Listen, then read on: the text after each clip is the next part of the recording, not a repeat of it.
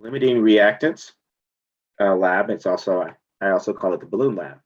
So what you're going to need for this lab, you're going to need your conical tube. You're going to need your scale. You're going to need your vinegar. Now your vinegar should be 5% acidity. So basically that means it has about 5% vinegar, which is concentrated acetic acid.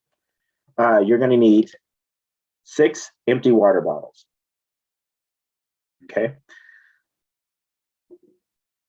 And you're going to need balloons.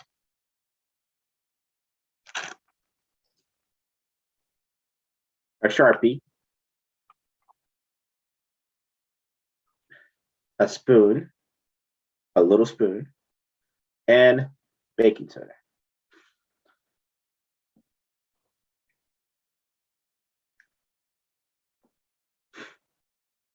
Okay, so the very first thing that we're going to do is we're going to take out our balloons. We're going to take out 6.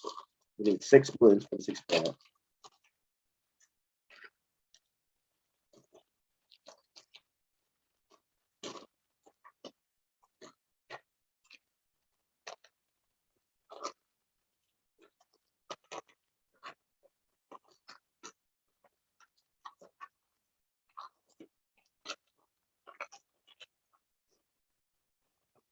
One, 2, 3, 4, 5, and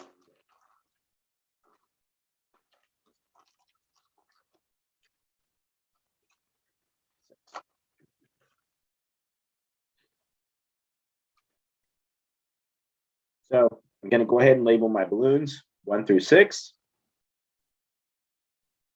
with my Sharpie. I also forgot there's going to be one other thing that you're going to need. You're going to need paper. So now that I labeled my balloons, I'm going to take my paper and I'm going to use this to sit there and make a little bit of a weigh boat for each of my samples. And then I'm going to weigh out my baking soda.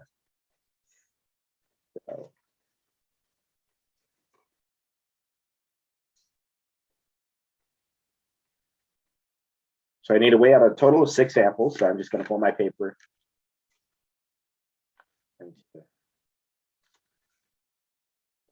A third, and then I fold it in half. So and then I just tear my paper.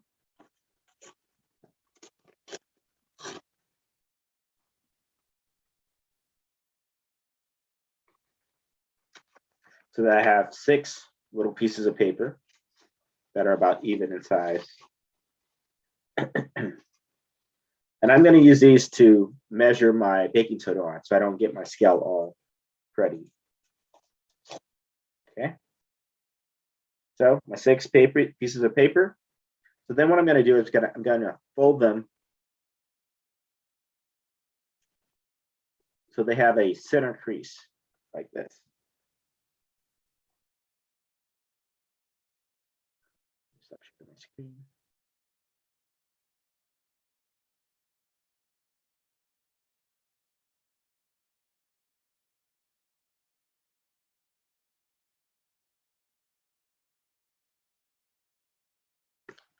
Okay, so, and then I'm going to fold it again. So again, it basically makes a little bit of an X. So this kind of helps us when we're pouring our baking soda into our balloon and also keeping the baking soda on the piece of paper. Okay, so then I'm going to take my baking soda, my scale. I'm going to tear my scale. I'll first turn on my scale. Then I'm going to hit the tear button. The tear button will zero everything out. So now I'm ready to weigh it. So the first part I'm going to weigh 1.5 grams.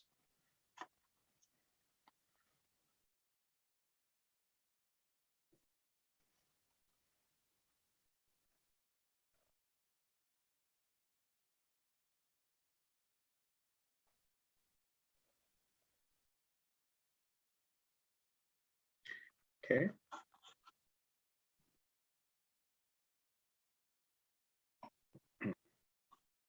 Okay, so I got my 1.5 grams. So then I'm going to take my first balloon, balloon 1.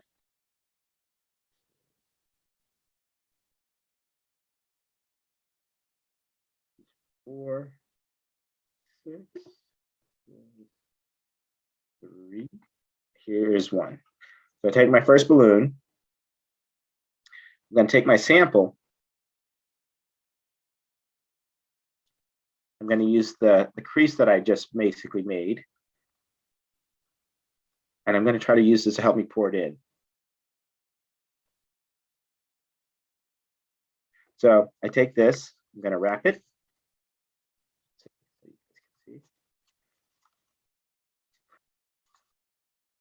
So it makes like a little bit of a hole to pour in. Then I'm going to just pour that into my balloon.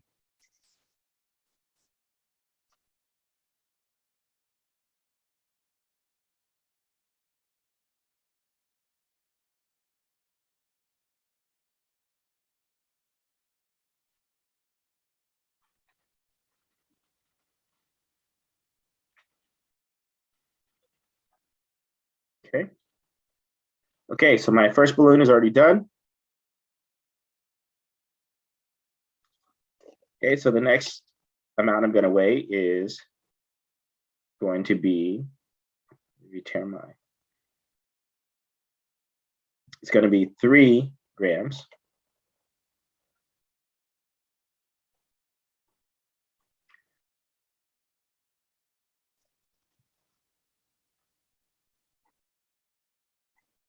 That's about a half a teaspoon, I believe.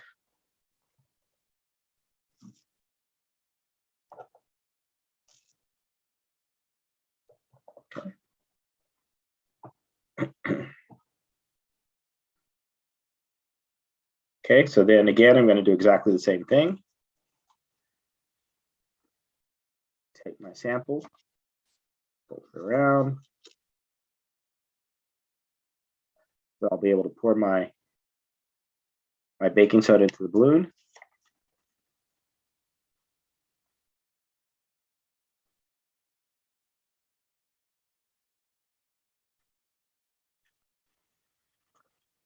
Okay.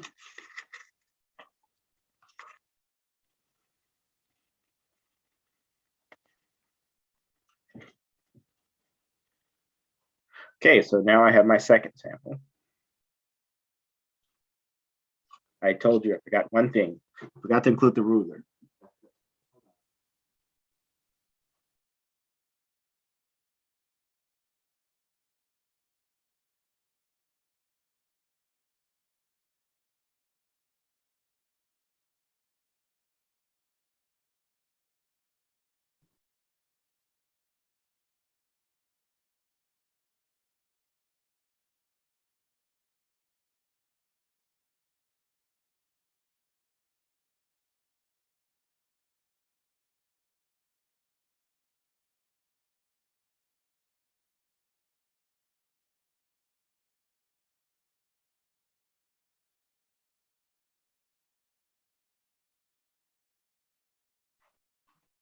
My ruler.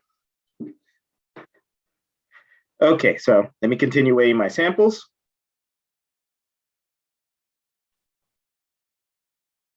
Now we're going to do 6 grams baking soda.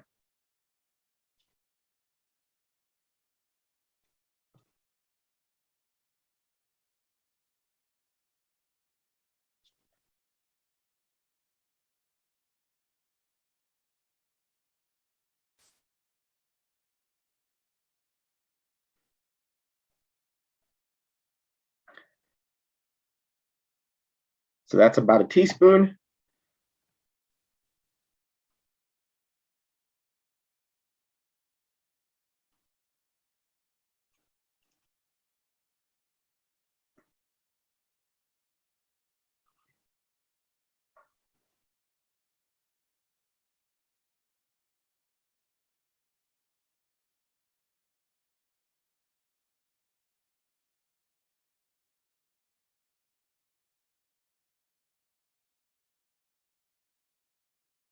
Okay. We're going to do exactly the same thing.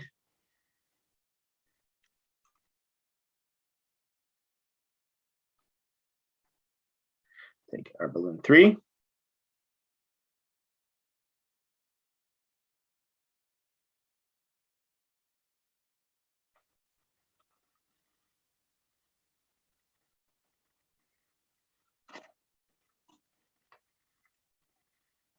Now, if you have kids, this is a pretty cool experiment to do with kids. You can actually put them to work a little bit.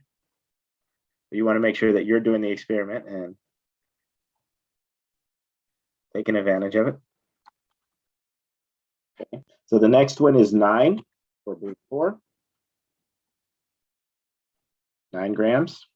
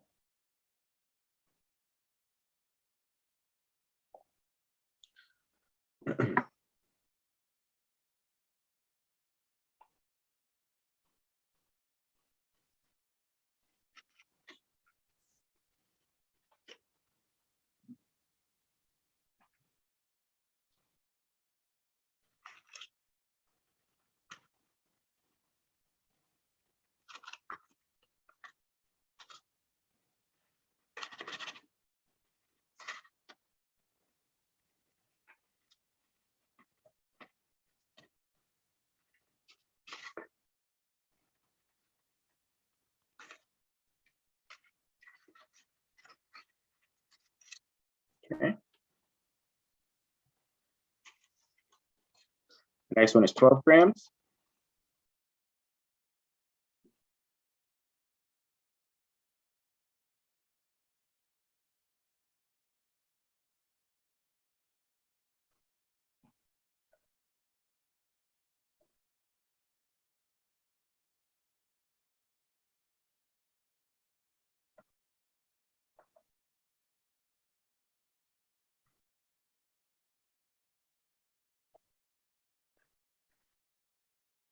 Balloon number 5.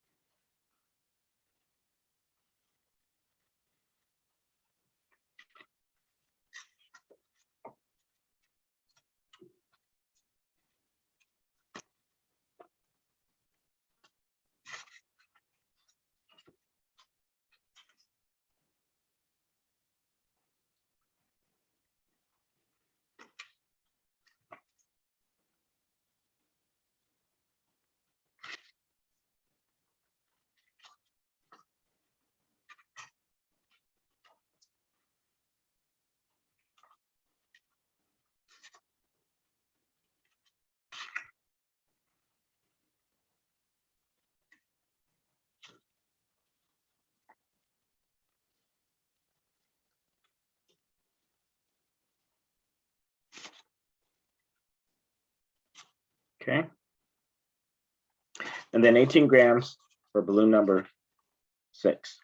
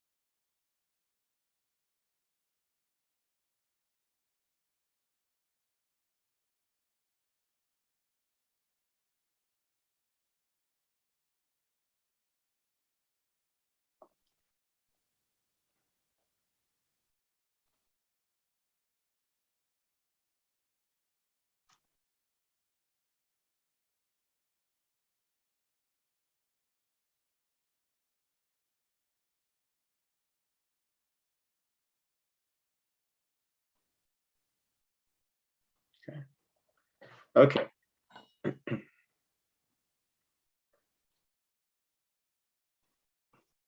going to be a little bit of a challenge here, trying to get it in there without spilling.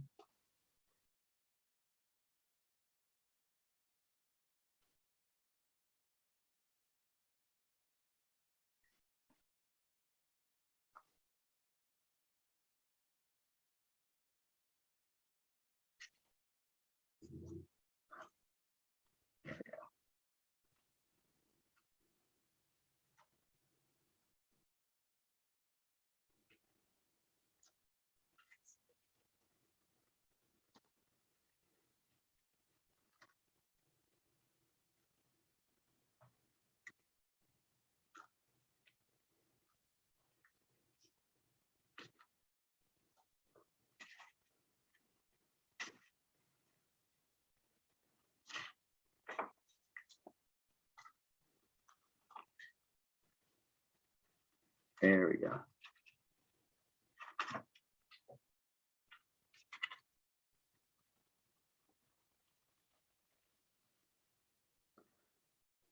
Okay.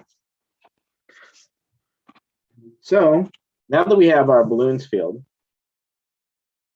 and labeled, what we're going to do is we're going to take a bottle, we're going to take a conical tube, and we're going to add 80 mils of vinegar to each of the water bottles.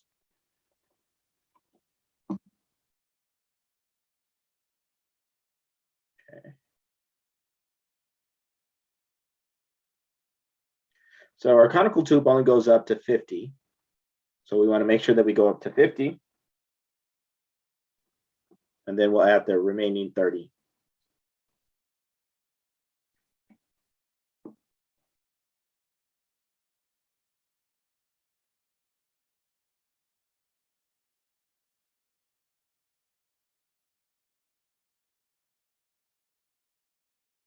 Okay, there we go, 30.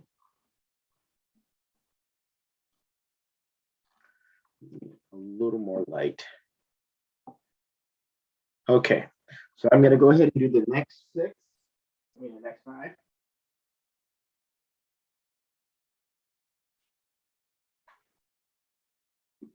Okay, 1,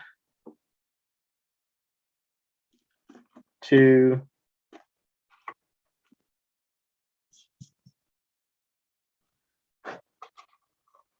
3. Kind of grab some space.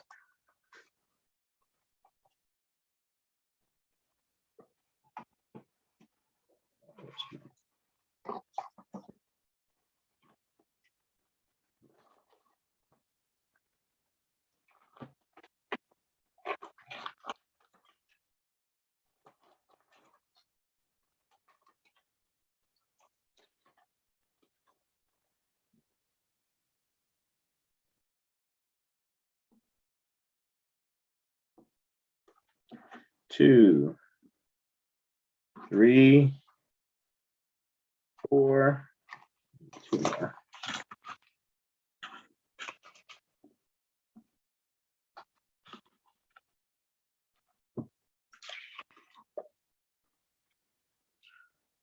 5 and 6. Okay, so I have all 6 of my water bottles filled. So what I'm going to do next is I'm actually going to do the experiment. All I'm going to do is take my balloon, and then I'm going to put it on the first bottle.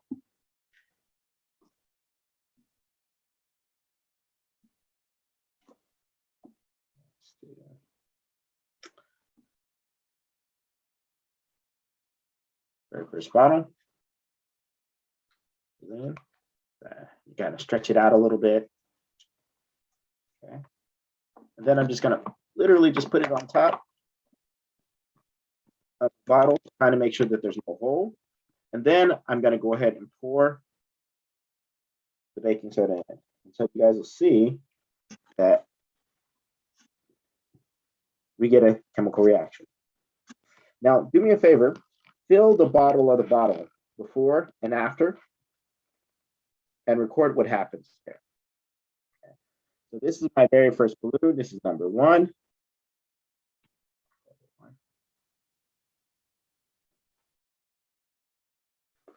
Okay.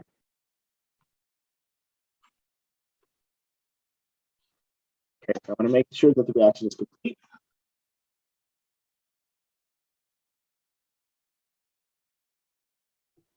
Okay, so now that the reaction is completed, I'm going to go ahead and measure the diameter of the balloon in centimeters, because I don't want to do conversions. So it is about 8.5 centimeters. I'm going to go ahead and record that.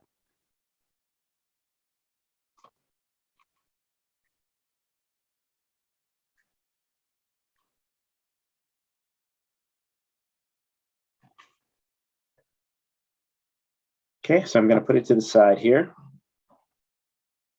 And then I'm going to go ahead and do my second one.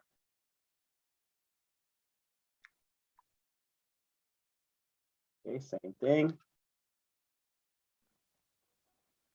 Put it on. Put it straight up so I can put the powder in.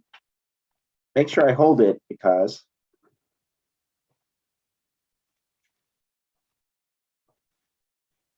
let's see, comparison. That's 1.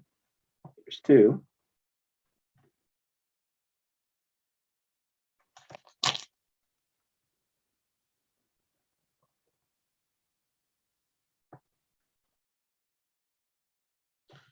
Okay. So after the reaction is complete, I'm going to do exactly the same thing. I'm going to measure the diameter. This guy is about 10 centimeters.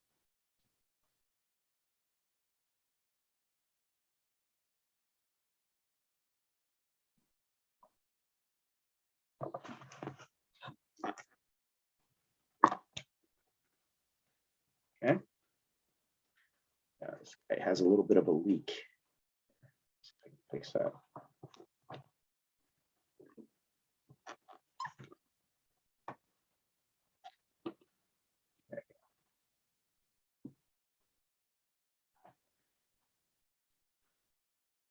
Okay. Next, I'm going to do my third one.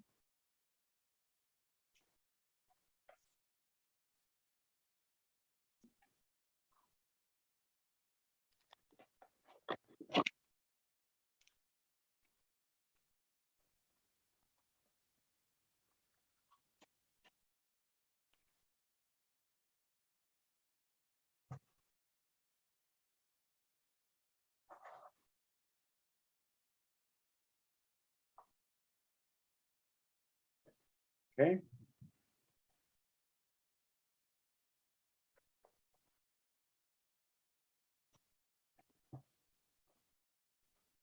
Okay, make sure the reaction is completed. And then measure the diameter.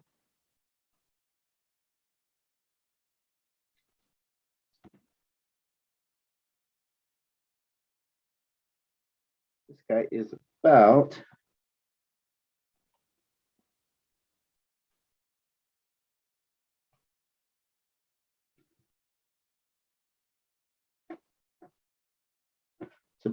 13.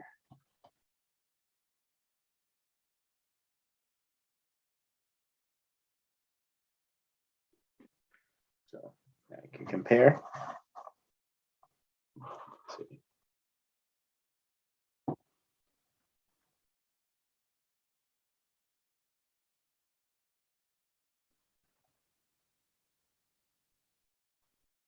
Okay, so now I'm going to do number 4.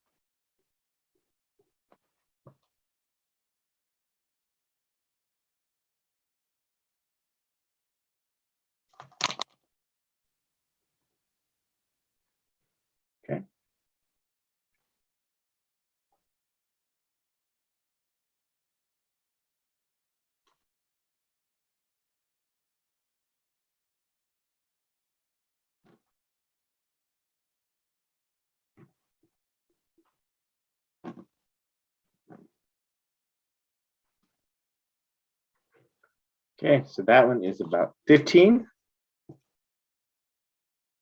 Comparison.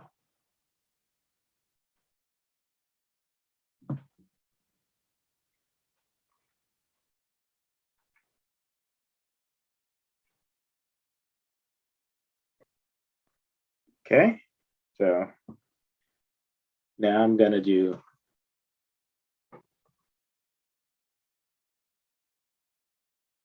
the next one. So number 5.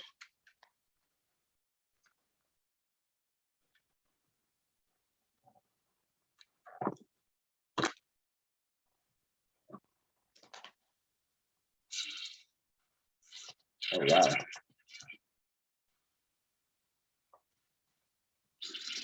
Well, this guy has a broken, the balloon was broken, so it's not going to go as big as it should.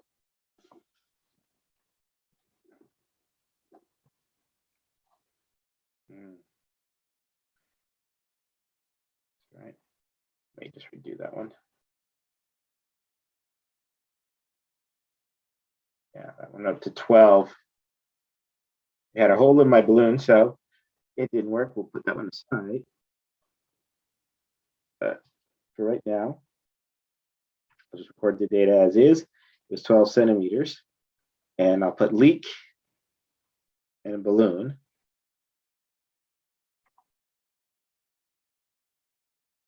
Okay, so then I'm going to do number 6, the last and final one.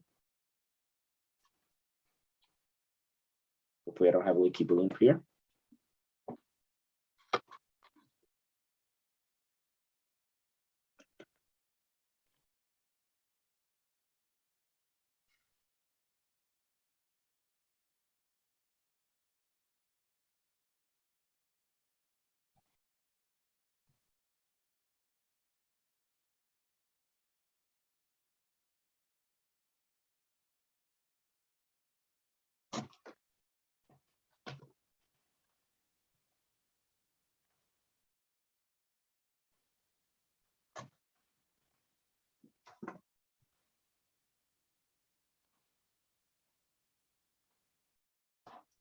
Okay, so let's do a comparison.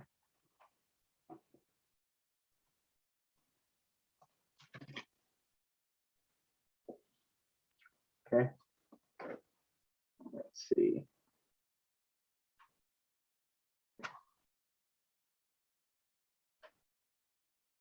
So this guy is about 15 as well.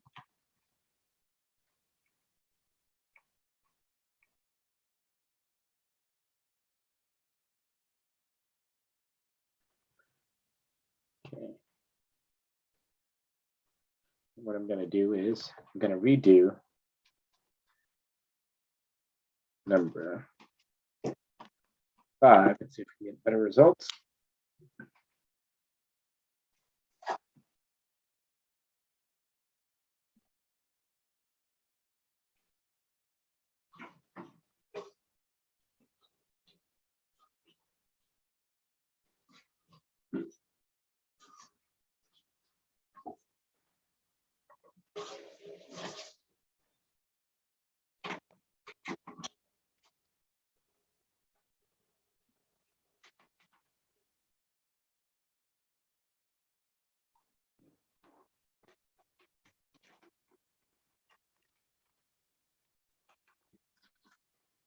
Okay. So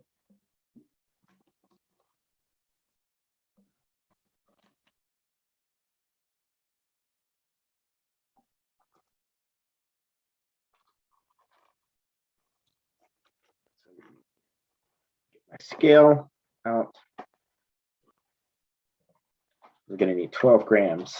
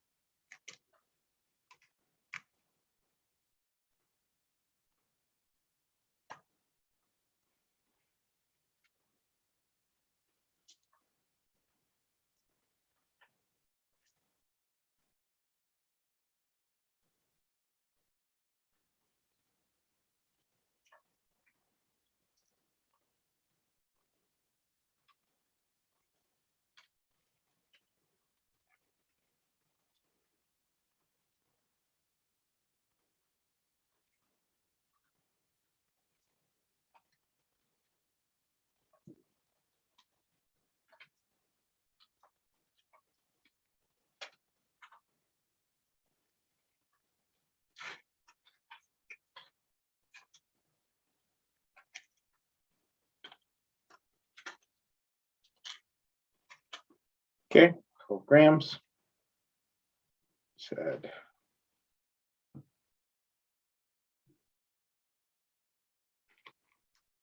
80 mils.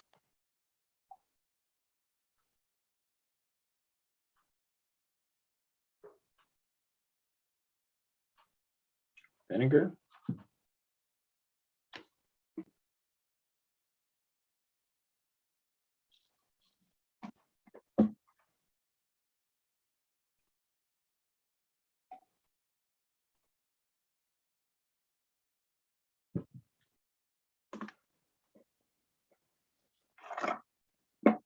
Okay.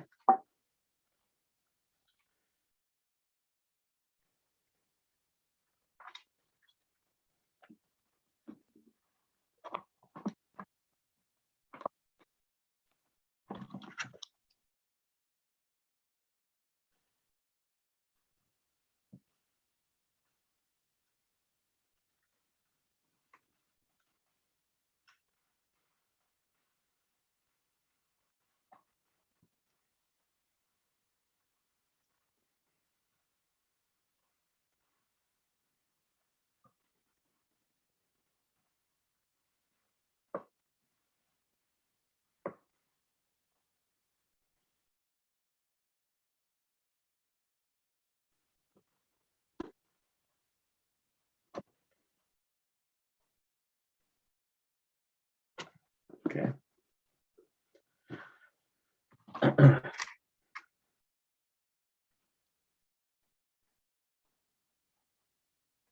So I got about 15 centimeters for that one as well.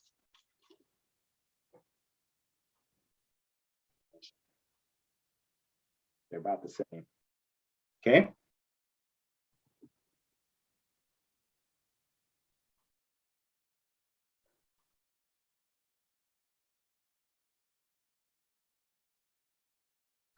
Okay.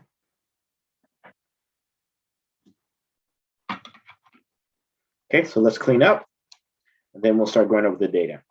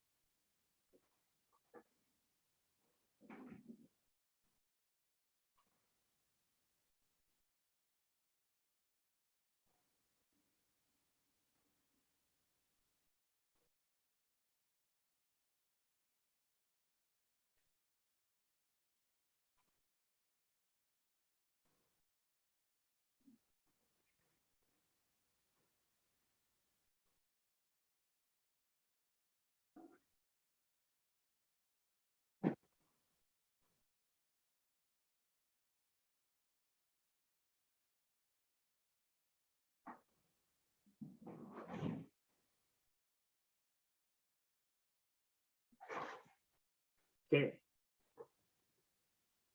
So our balloons.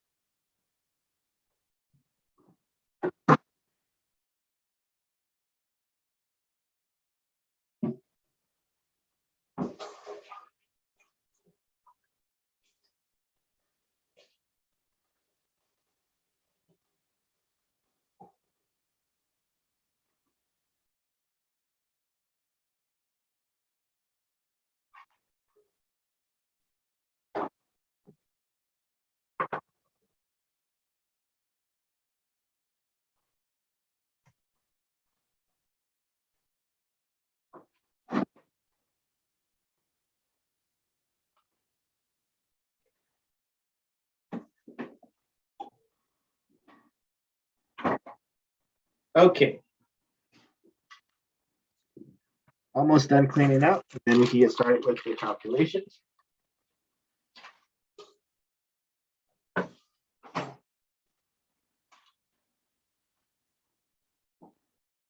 Okay, so let me get my data.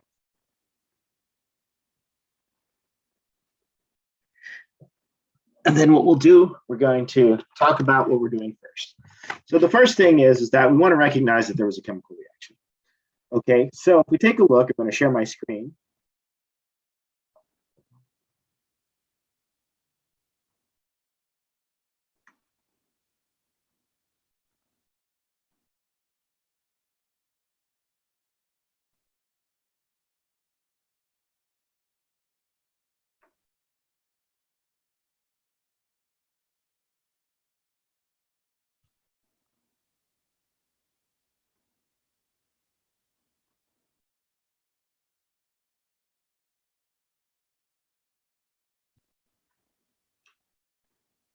Okay, so we have a chemical reaction. We know that we have vinegar, which is chemical formula for vinegar is going to be H, C, 2, H3,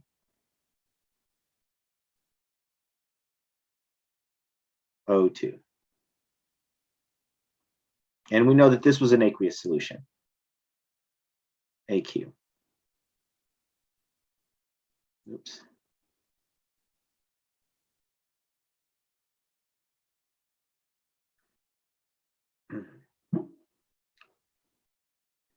And we have baking soda. Baking soda is sodium bicarbonate. It's Na.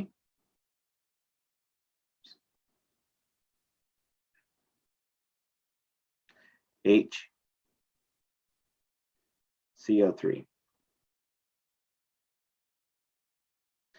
And that was a solid.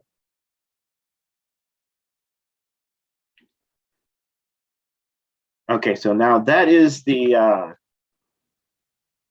chemical formula is actually in the lab. So you can take a look at that to kind of help you out. But the products that we're going to get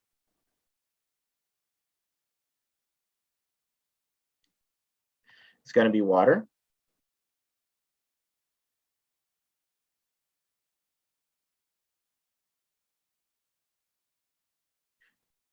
which is a liquid, plus carbon dioxide gas,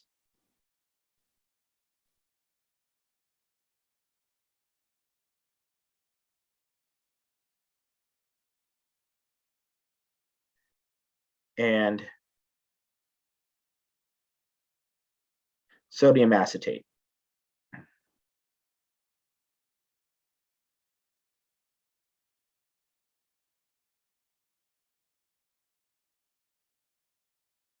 Oops.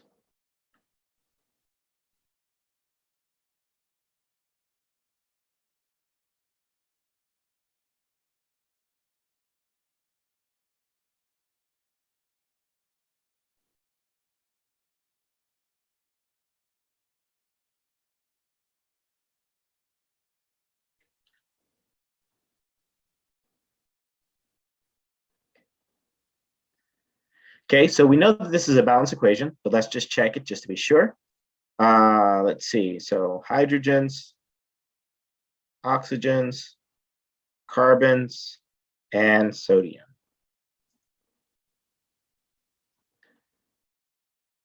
Okay, on our reactant side, we have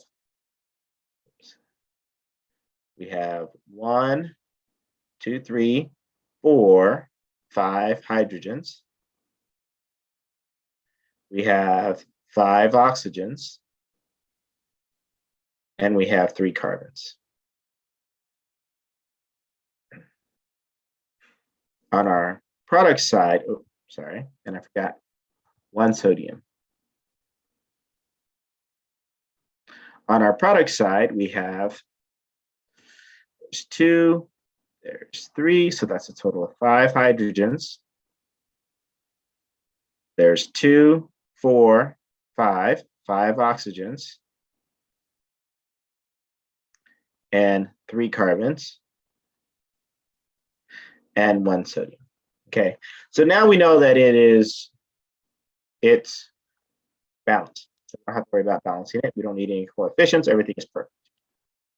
Okay, so now once we've figured out that it's balanced, so let's look at the chemical equation. So we have a chemical equation where we have acetic acid, which is the vinegar,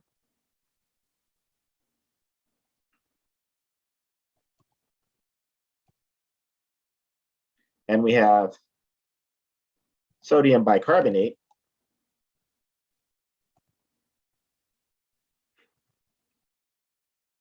which is going to be acting kind of like our base. Okay, now our products in this case is going to be water and carbon dioxide gas and our sodium acetate. Okay, now the balloon blew up because of the gas, right? So what we're going to do is we're going to measure the gas. Now we're going to take a couple of things in consideration. One of the things that we're going to take in consideration is that we have the volume of the bottle.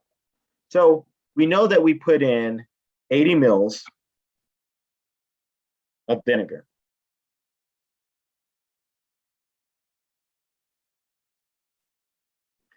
So let's write that down.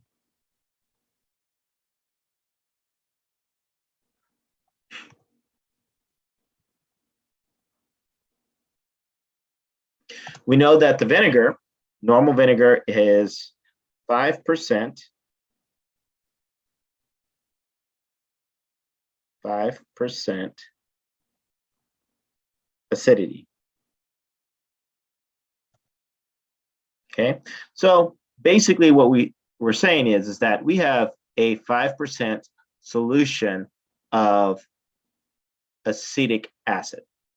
Okay, so if we have 5% acetic acid, how much of the vinegar is actually going to be acetic acid if we're looking at the volume? Okay, so if we look at the volume and we say 5%, 5% of 80 mils, so that's 0.5, sorry, 0.05 times 80 mils. So then that means that we have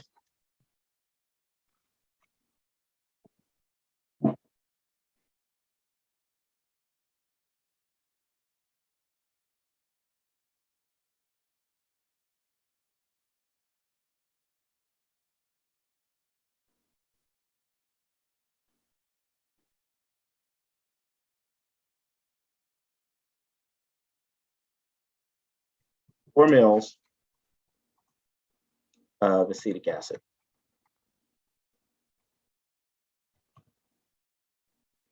Okay.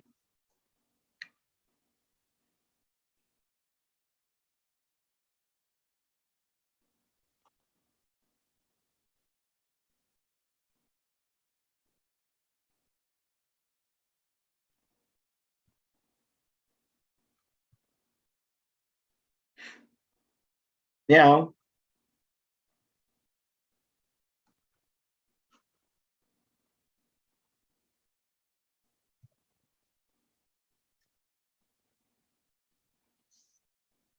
okay, so the density of acetic acid is 1.05 grams per milliliter.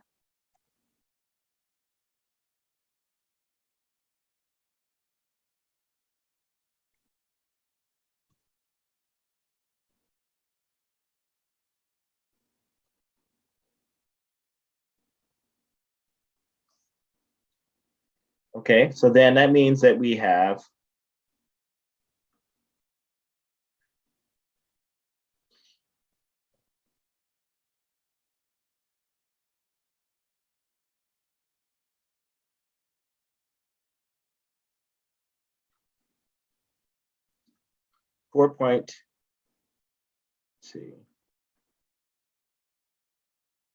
20 grams. So we have, let's do this right. we'll have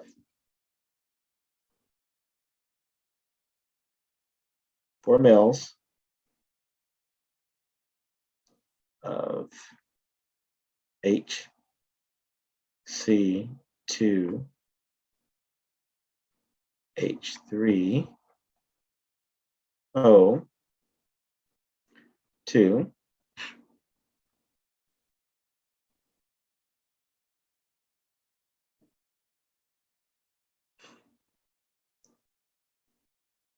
and then we have 1.05 grams over 1 milliliter. So the mils are going to cancel out, and then we're going to end up with 4.20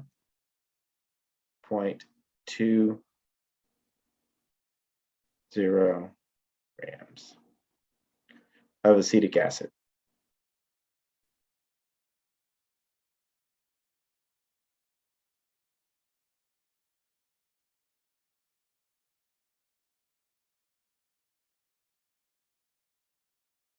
Okay, so then that gives me how many grams of acetic acid I actually have to work with. Now, when we look at a chemical equation, basically, it's kind of like a recipe, right? So this tells us that if we have 1 acetic acid and we have 1 mole of acetic acid and we have 1 mole of sodium bicarbonate, we're going to get 1 mole of water, we're going to get 1 mole of carbon dioxide, and we're going to get 1 mole of sodium acetate. Okay. So now let me explain to you what a mole is. Okay. A mole is quantity. It represents quantity, kind of like a dozen. So if we have a dozen, we know that we have 12. We know that anytime anybody talks about a dozen, they mean 12, right? So then we know that 12 is always going to be associated with the dozen, okay? Now the mole is exactly the same way. A mole is going to be equal to 6.022 times 10 to the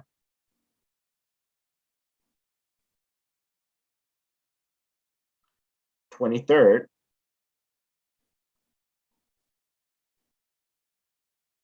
of anything. Okay, so that could be molecules, it could be atoms, it could be ions, it could be underwear, it could be husbands, it could be wives, it could be kids. And we know that equals 1 mole. Now, the reason why we use the quantity of a mole is because a mole allows us to work with it, right? If we have that many atoms, we can actually work with it, where we can't work with a single atom. An atom is so small, we wouldn't be able to work with that. But if we have a mole of atoms, we're able to do stuff with it. We can actually visualize it. We can put it into solution where we can't put a single atom into it, not easily. Okay, so 1 mole is always going to equal to 6 point, and the abbreviation for a mole is MOL. It's always going to equal 6.022 times 10 to the 23rd of something. Okay, now on your periodic table, what we've done, or what has been done, is that we basically have that mass associated with grams per mole. So for instance, if we look at carbon, let me show my periodic table. Give me 1 second.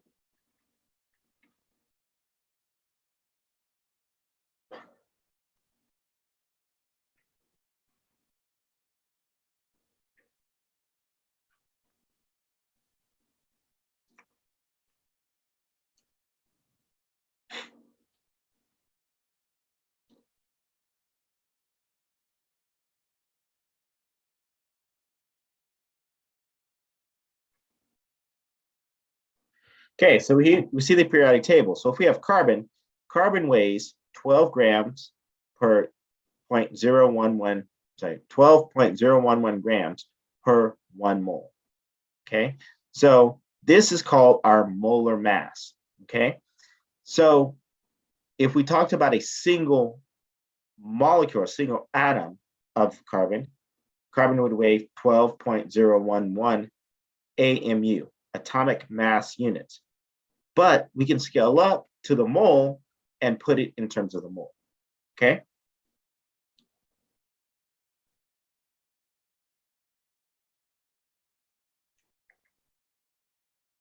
So go back to share board. Okay, so we're back here. Okay, so we know, let me actually get that page. So we know that we have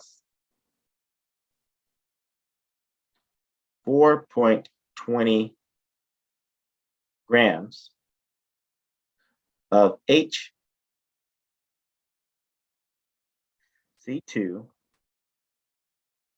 H3, O2. Okay. Now, what we can do is we can calculate what we call the molecular mass of acetate to kind of get an idea of how many moles we actually have. And so we know that acetic acid has 4 hydrogens. It has 2 carbons, and it has 2 oxygens. Okay, so if we go to our periodic table, let's go to our periodic table.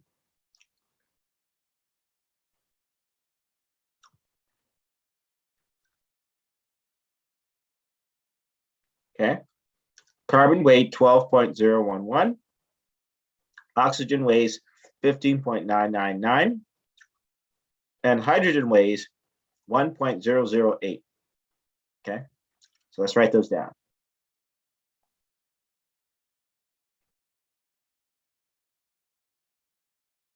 Okay, so 1.008, and the units are grams per mole.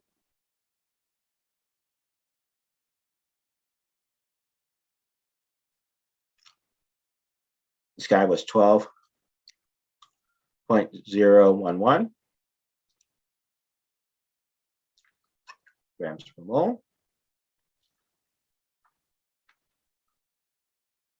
And then oxygen is 15.999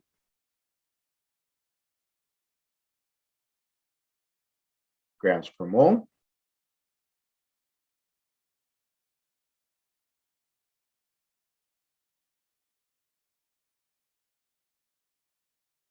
Okay, now we have 4 of those, so we're going to multiply that times 4. So we get 4.032 grams per mole.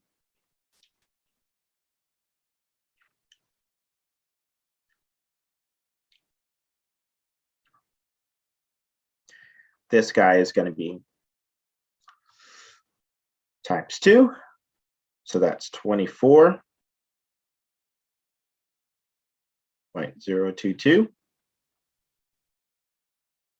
grams per mole. And then this guy is going to be 2 times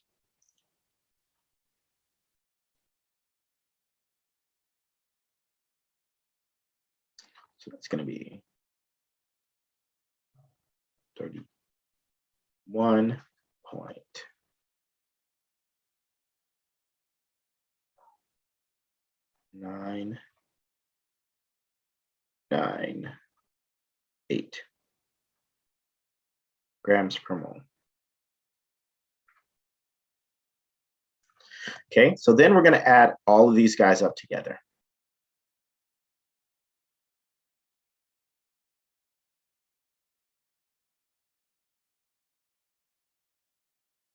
Okay, so then that's 2, 1, That's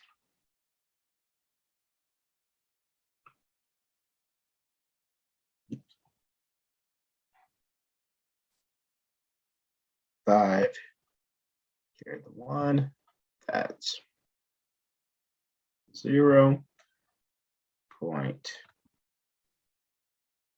that one, oops.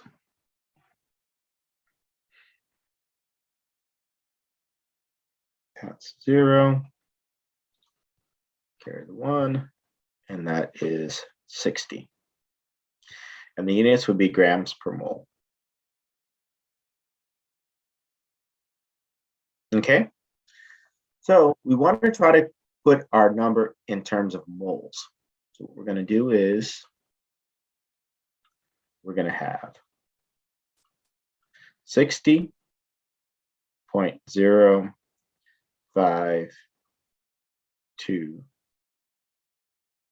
grams on the bottom over 1 mole on top. That's the H. C2, H3, O2.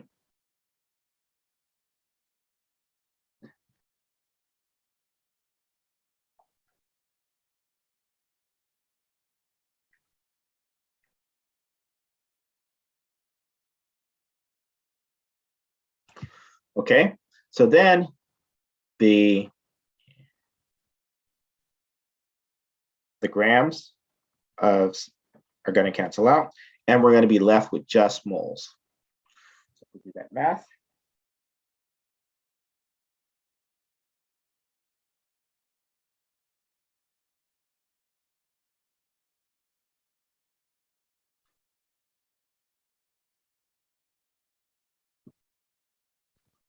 Okay, we have 0.0700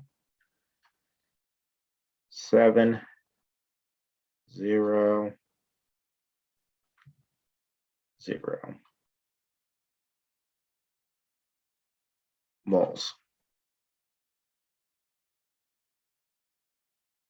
of HC2, H3, O2. Okay.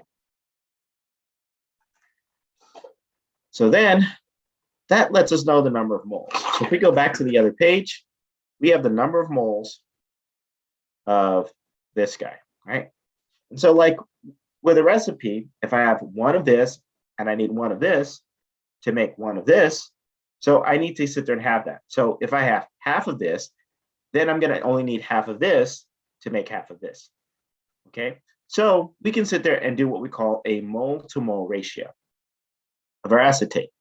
So we know that we have 0.700 moles of our acetic acid.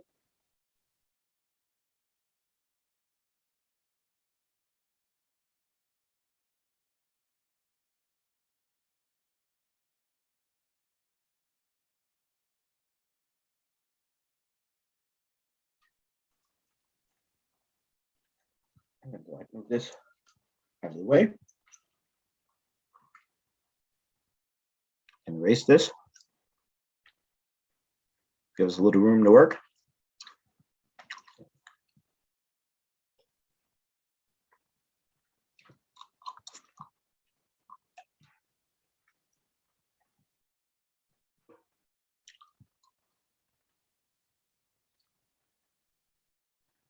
Okay, so as I said, we can set up what we call a mole to mole ratio. It's understood that this is a 1 in front, so we'll put 1 mole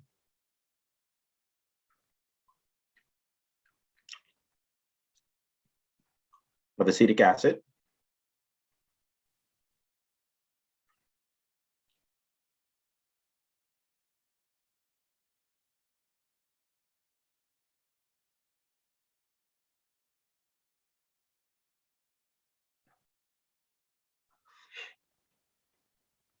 Okay, to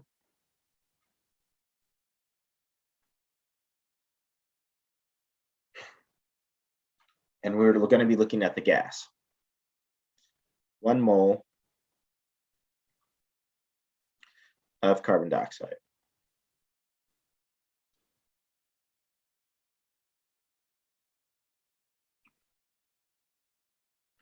Okay, so now this is going to give us, if we have a complete reaction, right? Meaning that we have an abundance of this guy. This is going to give us how much carbon dioxide we're actually going to make in terms of the moles of it, okay? So this guy is going to give us 0.70 moles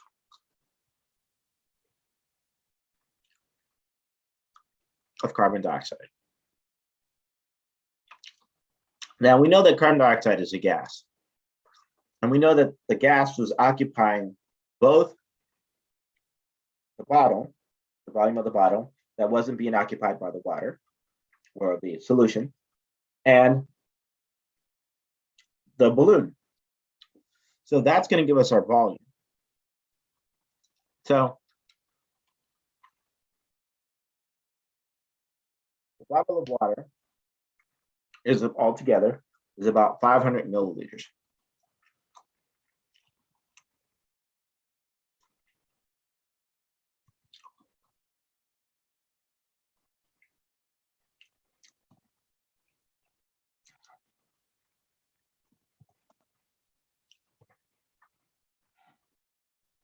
We know that when we put in the liquid, we put in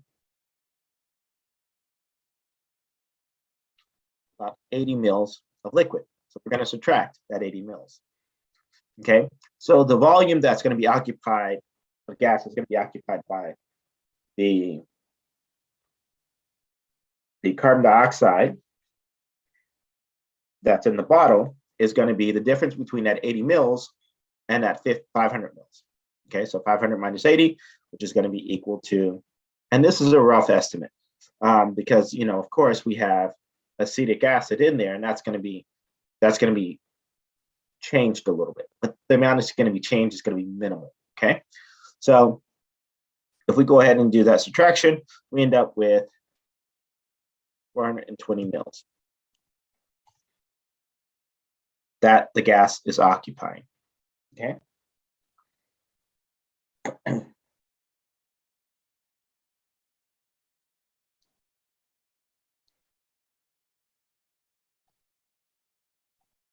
Or space occupied by the gas.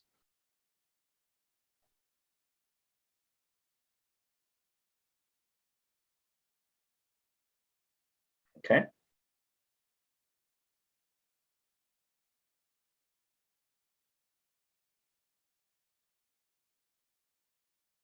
Say bottle space to be exact. Okay, so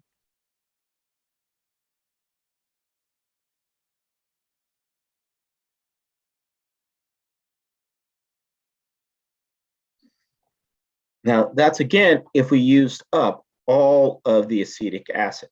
That's how much would be occupied. And the only way that we would use up all of the acetic acid is if we have at least the same amount of moles to use up that. So we would need 0.7 moles of sodium bicarbonate to sit there and use it up. Okay. Hopefully that makes sense. Okay, so we know that we have a balloon. Now we're going to make a couple assumptions about our balloon. One of the things that we're going to assume about our balloon is that it's a perfect circle or a perfect sphere, not circle.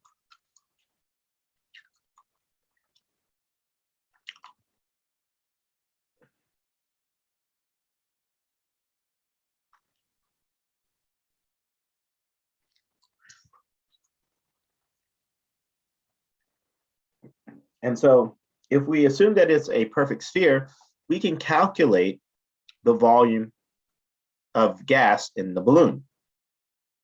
Okay. The way that we do that is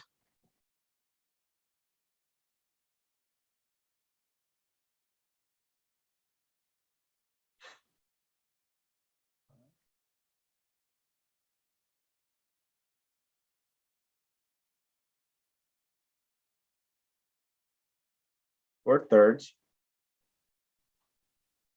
pi r cubed. Okay, where r is the radius. Now we measured the diameter. That was the diameter represents from end to end. Okay, this would be our diameter.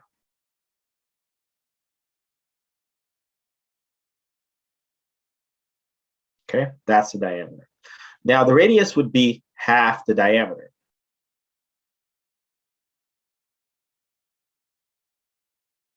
And you guys should kind of remember that.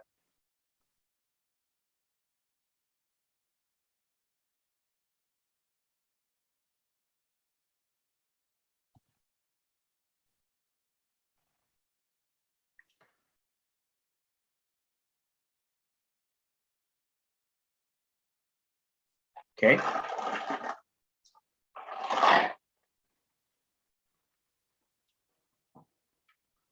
So if I take half of my diameter, let's say my diameter was 10, then my radius would be 5. Okay.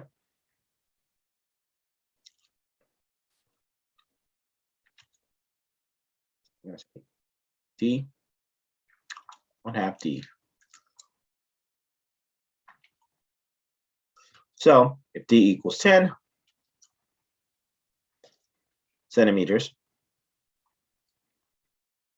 then R equals 5 centimeters.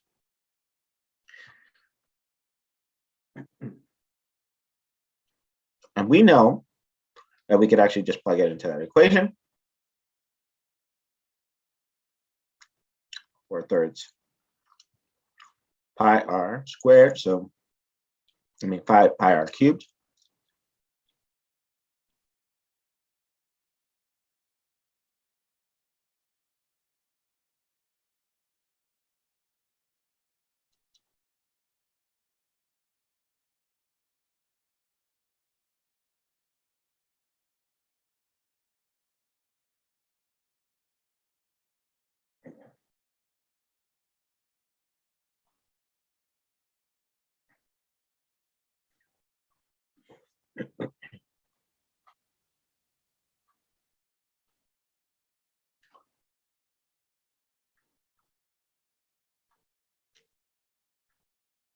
So that's going to be 523.6 cubic centimeters.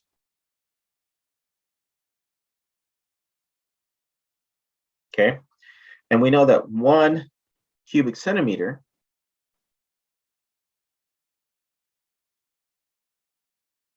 equals 1 milliliter. Okay. So if our balloon got up to 5, then the total volume of gas that we would have would be the sum of the volume of the balloon plus the sum of what's remaining in the bottle. So our total volume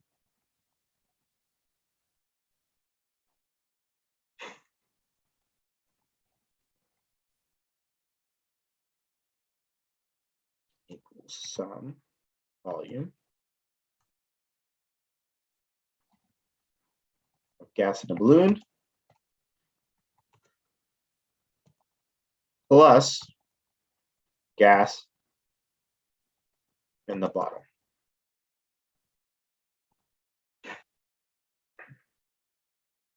Okay, so in this case, this example, we'd have 523.6 cubic centimeters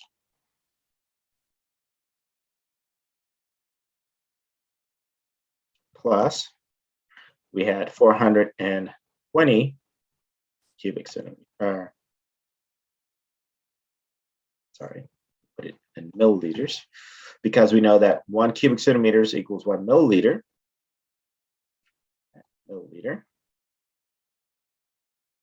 So then that's going to equal 943.6 milliliters. And then that would represent my volume. Okay, so this is what we would have calculated if our balloon got 5 mils. Okay, so now how does that compare what we should get theoretically, right? So theoretically, if this guy completely reacts totally, go back to the very first page, then we're going to have 0.7 moles of carbon dioxide. Now, how can I convert my moles of carbon dioxide into milliliters or volume? So what we would do in this case is use what we call the ideal gas law. The ideal gas law is a law that basically allows us to use gas, and we can use that to, in terms of quantity of gas, number of moles of gas, and convert that to pressure, volume, and temperature, right? So PV equals nRT, where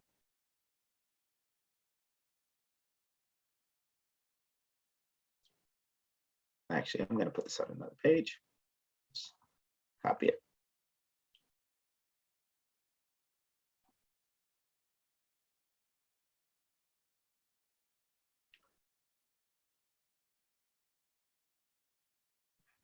Okay, PV equals nRT, where P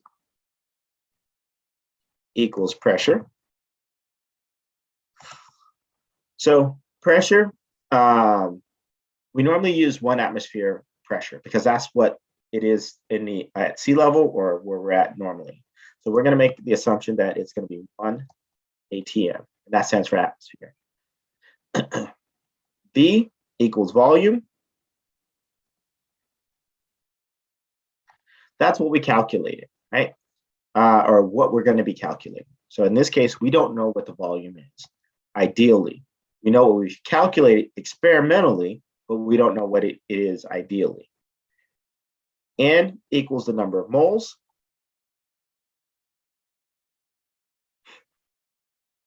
So in this case, we have 0.700 moles of carbon dioxide, CO2.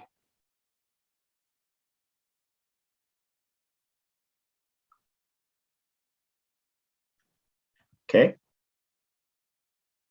Oops.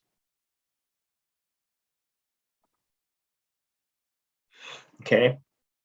R is what we call the ideal gas constant. Okay, so a constant is a number that's always going to be exactly the same. It's never changing. In this case, the ideal gas constant has a value of 0.0821, and the units for it is ATM liters divided by, parentheses, moles Kelvin. Okay. Kelvin, you guys remember back from the very, very beginning, is temperature that we use to be on the absolute 0 scale. And so Kelvin is typically what we use for chemistry. And then our temperature, in this case, we're going to make the assumption that it's going to be room temperature. So T equals temperature. Room temperature is roughly 25 degrees Celsius. We need to convert that to Kelvin. We convert that to Kelvin by adding 273.15.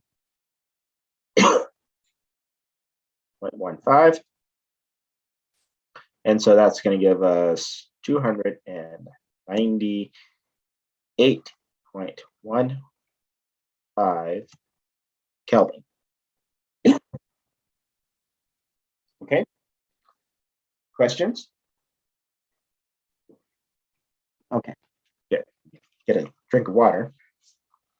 Okay, so now we want to calculate the volume. So this is, again, going to be our ideal volume. So if everything worked out, we used up everything and everything was measured correctly, then our ideal volume would be this calculation. So what we're going to do is manipulate this equation so that we solve for volume. So if we do that, we get V equals in our T divided by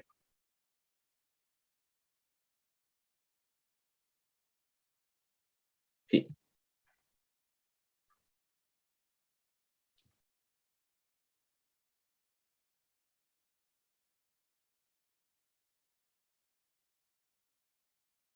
Okay. So then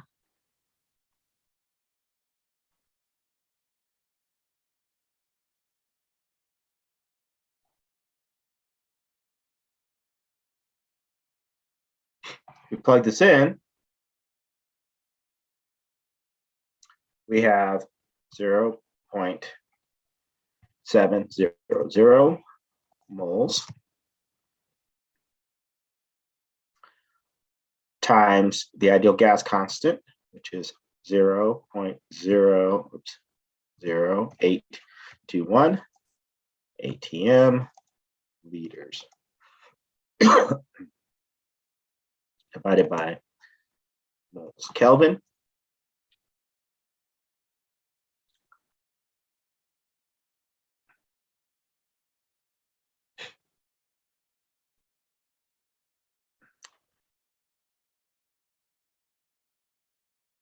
Times 298.15.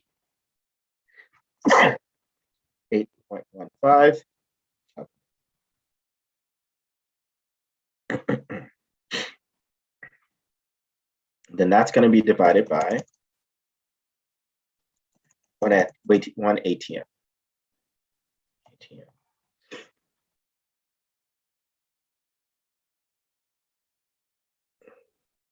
Okay, so that's going to equal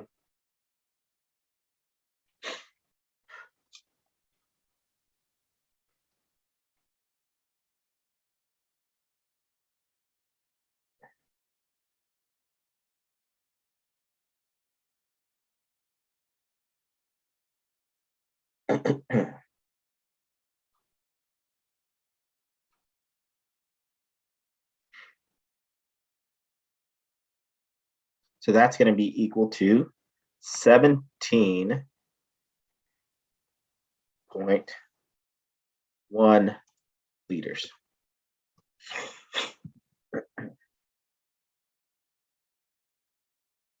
Okay, let's try and get that calculation right one more time. 1.7 times 0.821 times 298.15. Yep, 17.1 liters. Okay, so if we do this and we think about it, then we should have the maximum volume is going to be 17.1 liters. Now we're doing everything in milliliters, so let's convert this to milliliters. So we know that 17.1 liters converted to milliliters, that'll be 1 liter equals 1,000 milliliters. So then liters are going to cancel out, and then we're left with 17,100 milliliters. Okay, so if everything worked out perfectly, we should end up with 17,100 milliliters. So if we did our calculations before,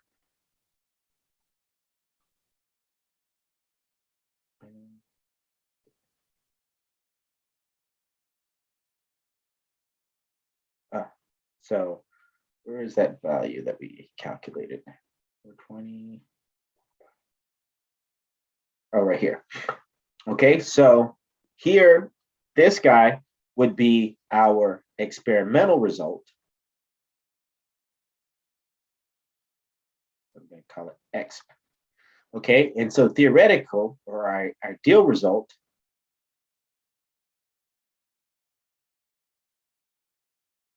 it's going to be 17,100 milliliters.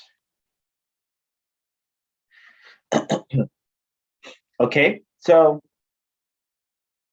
if we took a look at this and we wanted to calculate what we call our percent yield under these circumstances, then we would have, it would be the actual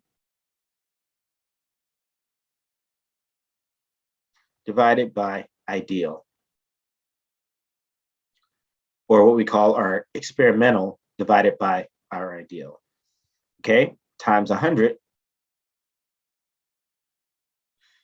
and that equals our percent yield. So in this case,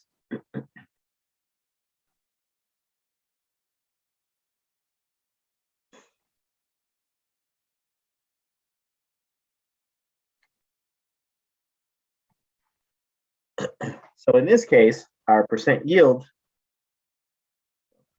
is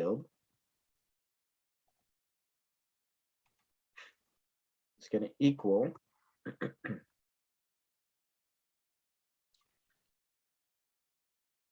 943 milliliters divided by 1710 milliliters times 100. And that's going to give us our percent yield.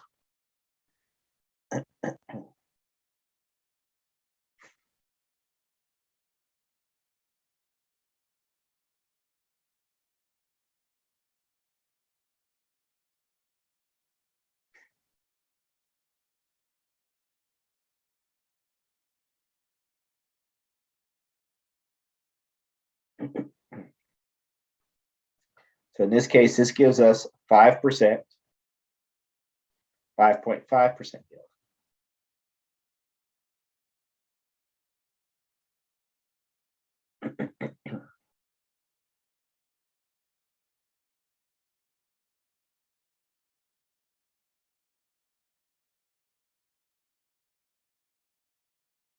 Okay.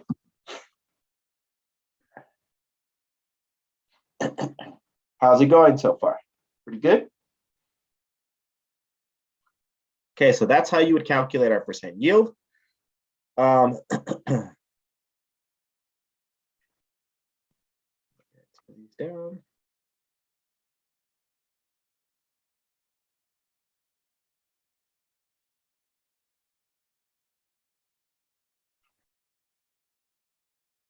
Okay. The next part is that we know that we're changing the concentration of baking soda. So we may not have enough baking soda in our solution to give us a complete reaction, which obviously we didn't, because if you looked at the balloon only blew up so far, and we're nowhere near 100% yield or close to it. So then that would suggest that there's obviously some work that we need to do and we need to figure out, right? So then we're going to actually go through it, how to do that calculation here for each of those.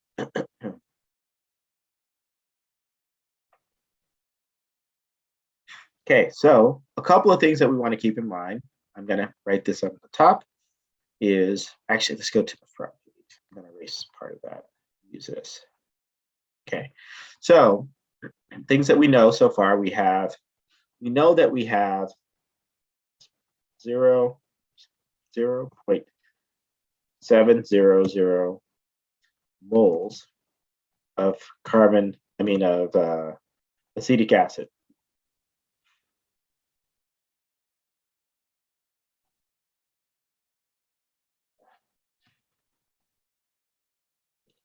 Okay, so we know that we're starting out with that. Okay, so what I'm going to do is go ahead and erase this and this.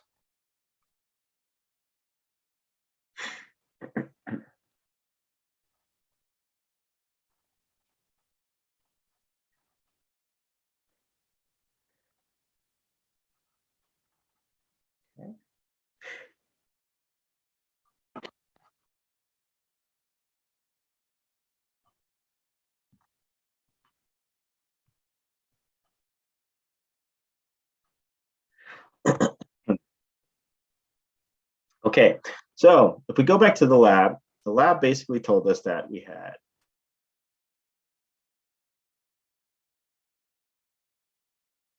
for balloon 1,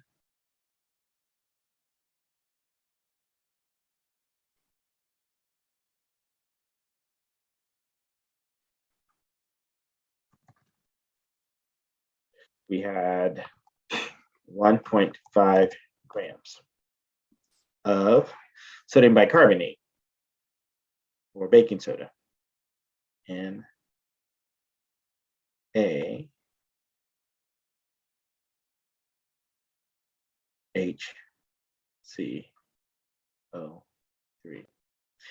Now we want to change sodium bicarbonate, or the grams of sodium bicarbonate, into moles of sodium bicarbonate.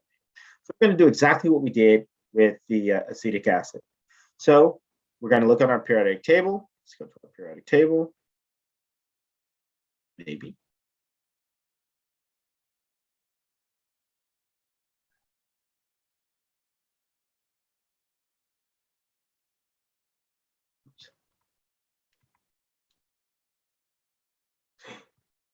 Okay, on our periodic table, sodium. Sodium weighs 22.9. Let's see.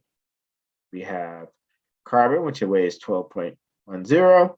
Oxygen weighs 15.9999. And hydrogen weighs 1.008. Okay, so we're going to use those numbers again. Let's resume. So sodium, carbon, hydrogen, and oxygen. Okay.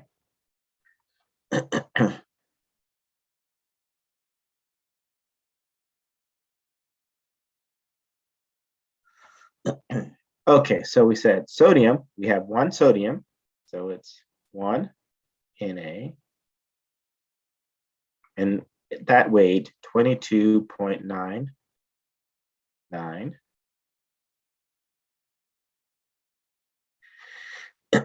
grams per mole times 1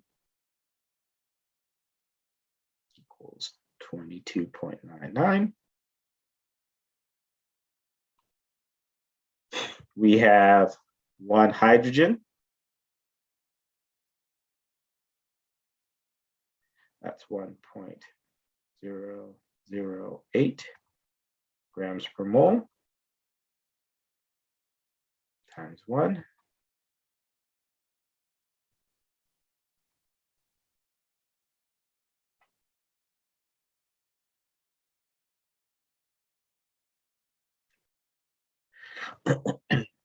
Okay. We have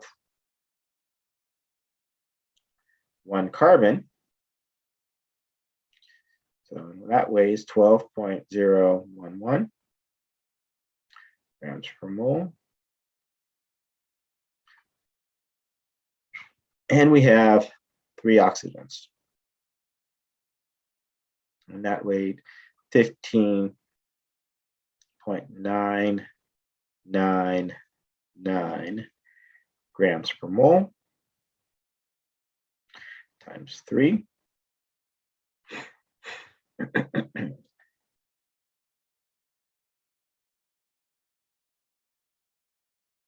Okay, so then that would be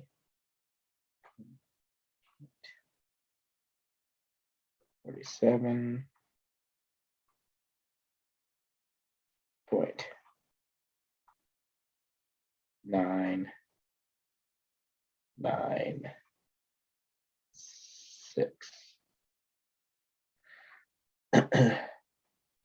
Okay, so if we add these all together,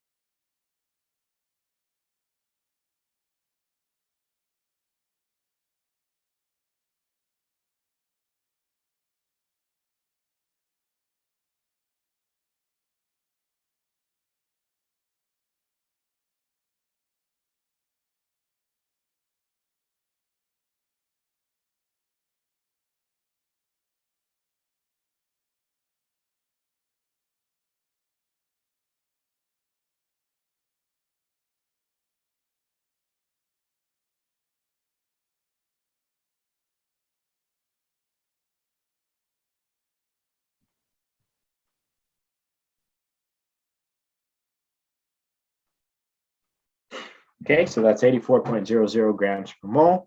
So we're going to use that number up here. So we're going to use 84.005, and that's grams on the bottom. We're going to put moles on top, 1 mole on top. That's a gram.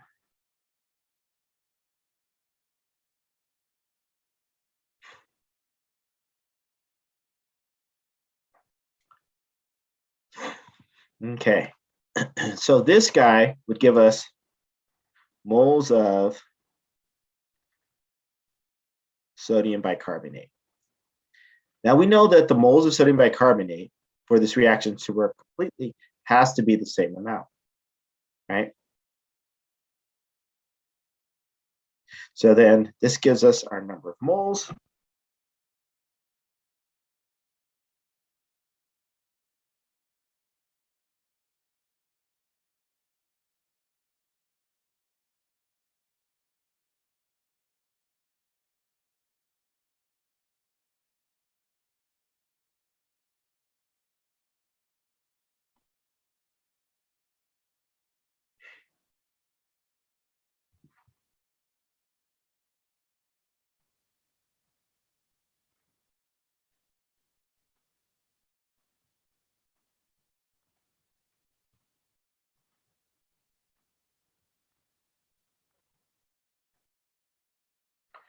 Okay, so if we have 0.700 moles of acetic acid, but we only have 0.0179 moles of sodium bicarbonate, we can only make 0.0179 moles of carbon dioxide because the sodium bicarbonate in this case is limiting. We don't have enough of it to react with all of the acetic acid since we know that we need a 1-to-1 ratio, right? So this guy would be considered limiting. This guy would be considered in excess. And so what you guys need to do is you're going to actually calculate how much sodium bicarbonate you actually need to react with all of the acetic acid that's available, right? And so you wanted to kind of get an idea. And the balloons kind of help us figure that out as well too. So if you guys go through and you do the calculations, your balloons should give you a good idea because what should happen is that your balloon width should actually level off if you're using up all of your acetic acid. Okay. So what we're going to do then is we're going to set up a table using this information so we don't have to go through and do all of the calculations and stuff. So we can just plug in the values for the sodium bicarbonate, and it can actually do the calculations for us. So let me show you how to do that. Okay, so we have our sodium bicarbonate, Na,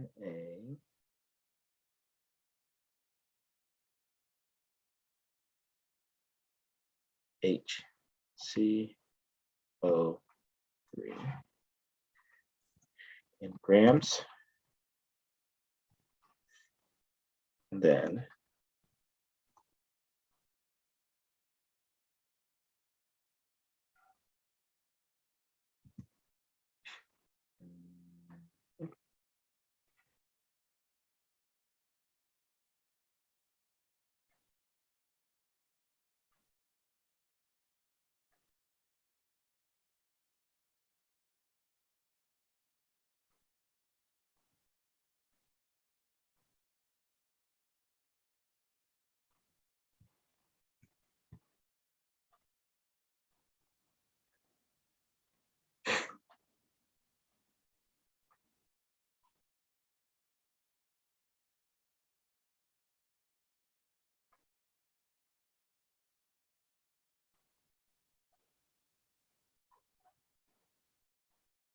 let's see.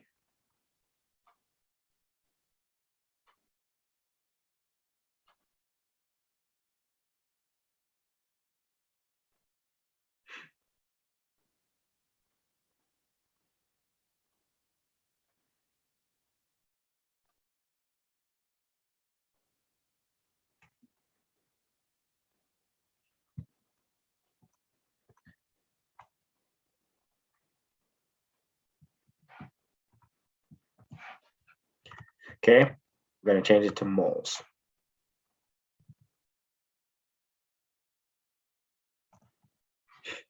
Okay, so we have this guy was 1.5. Let's see, what was our list? 1.536. 6.0.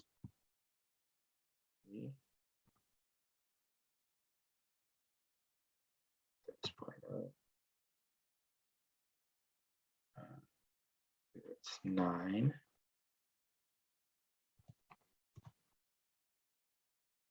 12.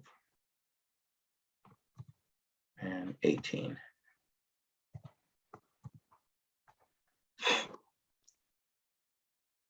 Okay, the way that we did that conversion, we divided it by 84.00 something. So we'll go this number divided by 84.00. It's 4. We'll look here in a second to confirm that. So let's go to the board. Yep, 84.5.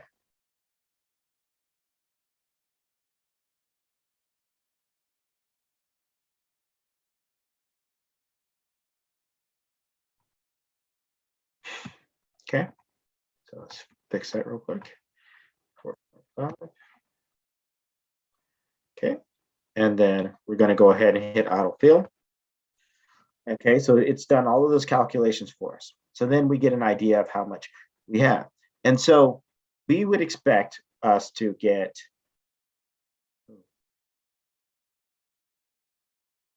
right. I think I messed up on a decimal here. Check.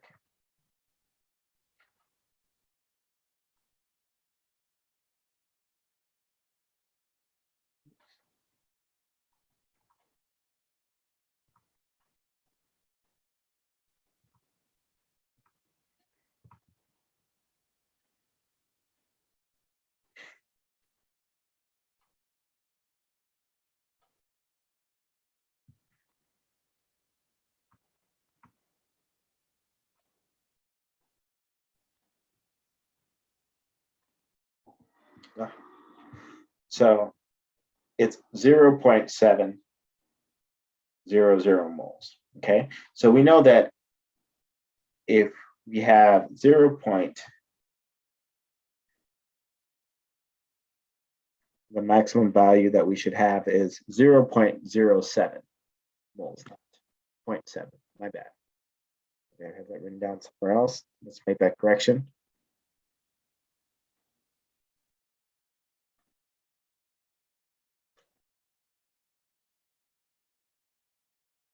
So here, I've got to correct this.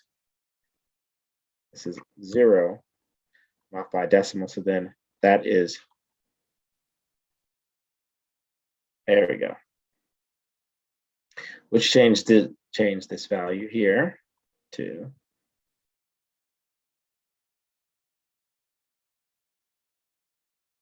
sorry about that.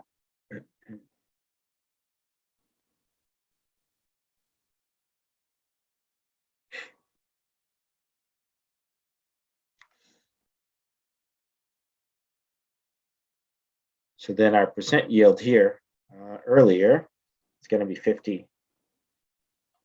This one here. It's going to be 55%.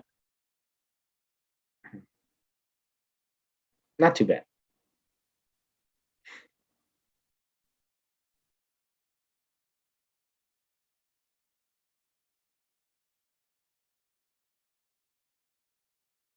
Okay.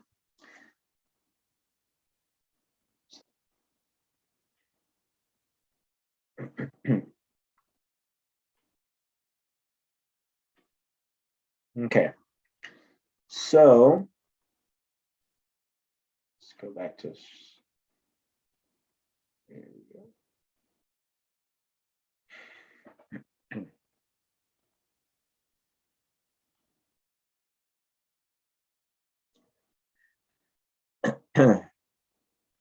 And so this would give us our value here. And then if we wanted to calculate how much, ideally, how much CO2 gas that we should be generating, we can sit there and we know that the mole-to-mole ratio would be exactly the same. So we know that it's a 1-to-1 ratio. So then we could have CO2, 2 moles. And then we can calculate volume. And so these guys would be exactly the same as this. So it would be the same value.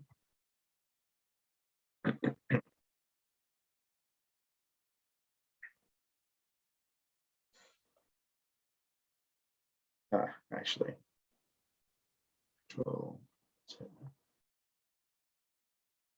let's do one more. We're going to move everything over by 1.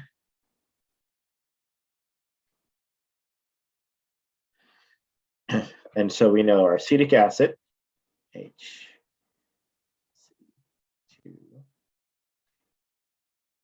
H3O2, and we're going to put moles.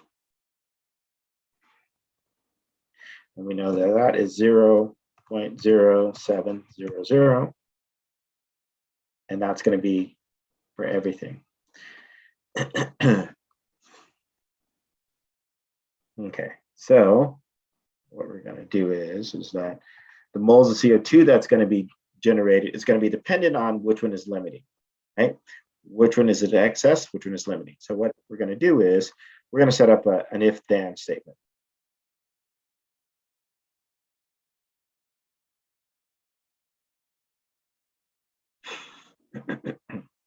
If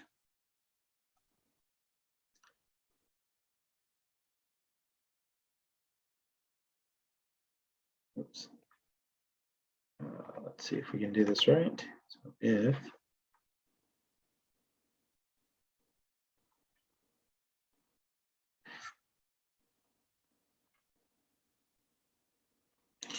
So if this is greater than this, then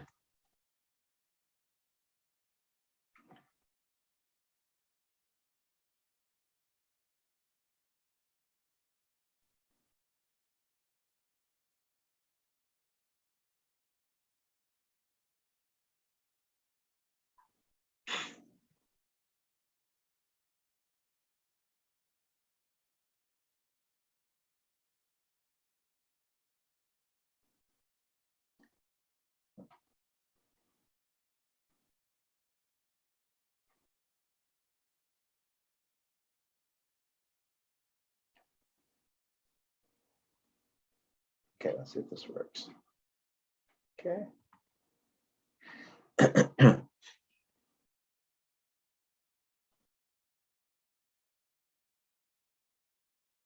Okay, so what we did, we basically set up an if-then statement that says that if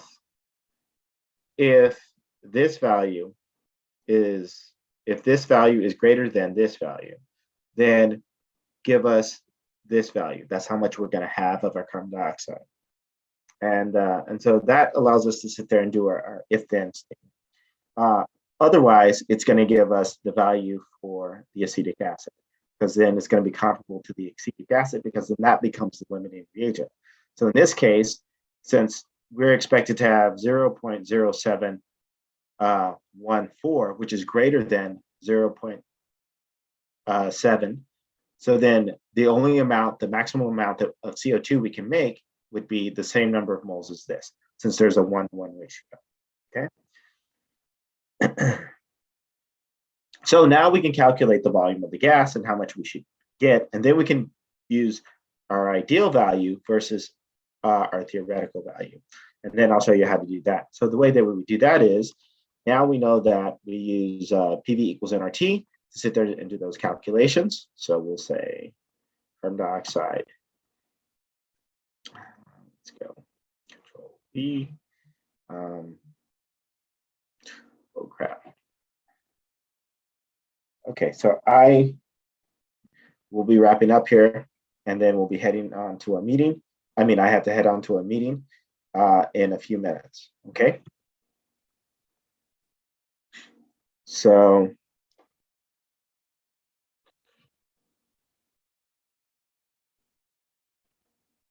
and we'll put it in milliliters.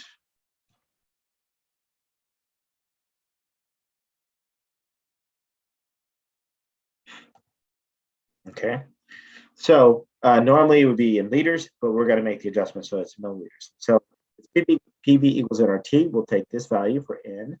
We know that R is times 0.0821 times our T value, which was 298.15. Since we're changing it to milliliters, we're also going to multiply it by 1,000. And then we're going to divide that by 1 ATM, 1. Okay. So, and that's going to give us a value, and we're going to autofill all of these guys in. Okay. So, this is the values that we would expect if everything worked out ideally. Now we get to see how well we did. So what we're going to do is we're going to put in the values that we got based upon the measurements.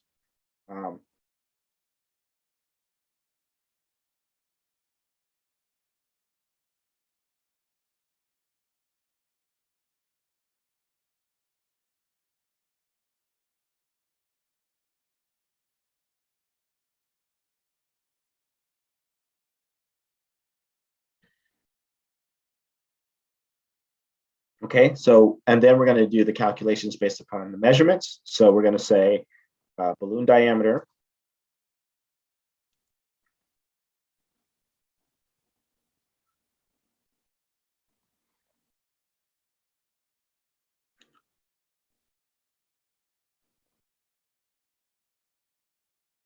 Okay, let's see. So we had 8.5, and this is in centimeters.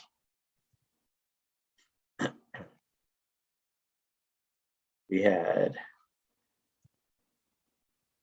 10, we had 13, I had 15, 15, and 15. Okay.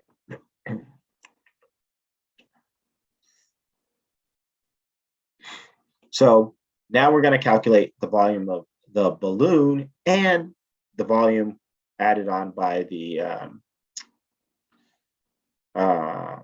bottle. Okay.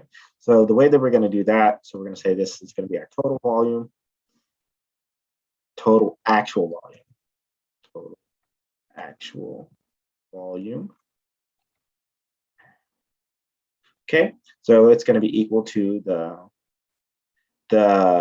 volume of the balloon, which would be, in this case, we go 4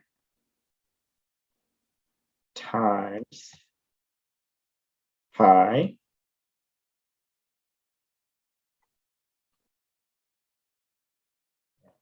to the third. So let's go.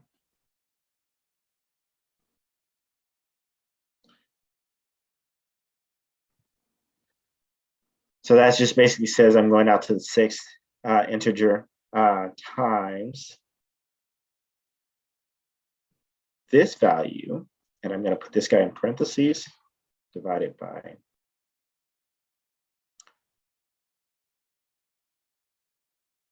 2, and we're going to cube that. So then we're going to put caret 3. Okay, so that basically means that we're cubing that value. Okay, so and then divide it by 3. Okay, I'm going to put these all in parentheses.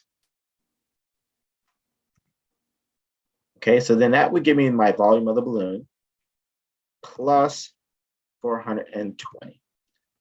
Okay, and that's the milliliters that we got. Draw.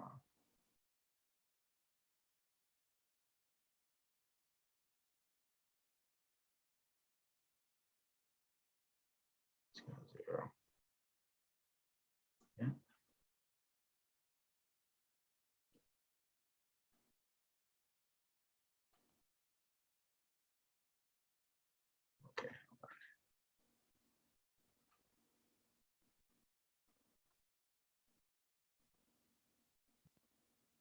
Okay.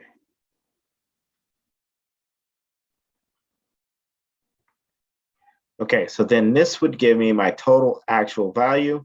Those are some of the numbers that I got, right? And then here, this is what we run into. So we look at our actual value compared to our ideal value. It's bigger than our ideal values. So then that suggested that, well, obviously we made some type of mistake, or not necessarily made a mistake, but actual versus ideal, there's always going to be some variation between the two. Okay.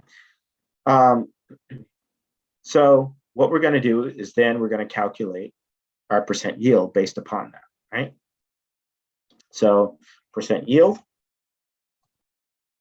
and I'm going to have to go get my charger. Give me 1 second.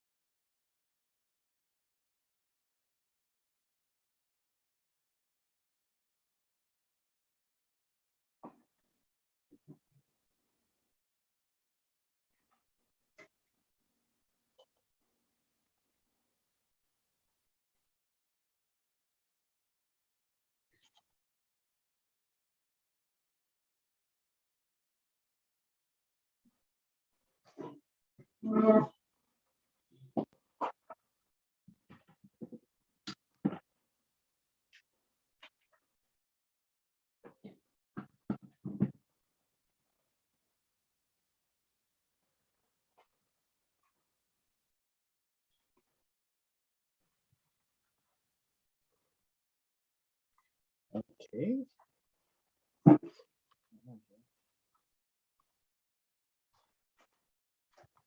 Okay. So if we want to calculate our percent yield, we know theoretically this is going to be our theoretical yield here. So we're going to kind of use that value as the perfect scenario. So then what we do is we're going to type in equal. We're going to put in the value we have here, divided by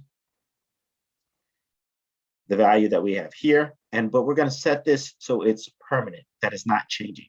So what we're going to do is we're going to put money sign, so it locks in that value. It won't change that value. It will always use that value. Okay. And then we're going to multiply it by 100.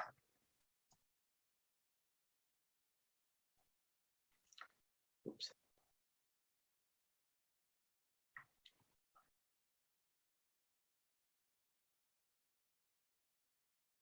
Okay. Okay, so we autofill in. So we got up until this point. So we can kind of tell that around 5 is when we started getting 100% yield roughly.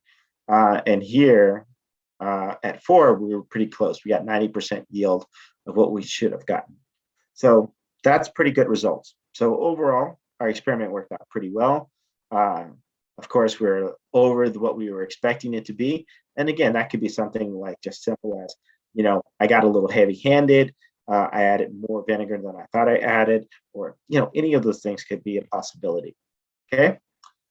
So that concludes the whole lesson. And for your lab report, you're going to need to use this. And what you want to do is also make a graph.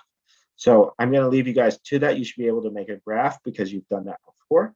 And so you want to graph using your actual volume, comparing the number of moles of your sodium bicarbonate.